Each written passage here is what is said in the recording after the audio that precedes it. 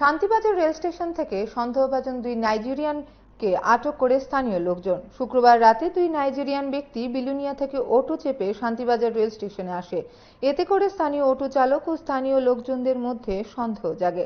তারা দুজনকে আটক করে। এই খবর জানার পর ঘটনাস্থলে ছুটে যান শান্তিবাজার থানার ওসি রাজু দত্ত এবং এসআই সমীর বিশ্বাস। দুই নাইজেরিয়ানকে থানায় নিয়ে আসা হয়। থানায় আসার পর দেখা যায় তাদের কাছে পাসপোর্ট ও ভিসা রয়েছে। তারপরও পুলিশ দুই নাইজেরিয়ানকে জিজ্ঞাসাবাদ করে তারা কি উদ্দেশ্যে এখানে এসেছে এবং কোথায় যাবে। তাদের পাসপোর্ট এবং ভিসা বৈধ কিনা সেটাও তদন্ত করে দেখা হয়।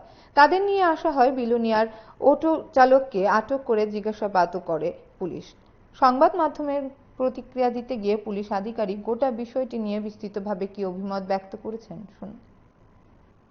আচ্ছা, আজকে সন্ধ্যার দিকে আমাদের কাছে একটা লোকাল ইনফরমেশন আছে যে আমাদের শান্তিবাজার রেলওয়ে স্টেশনে বিদেশি নাগরিক ঘোরাফেরা করছে।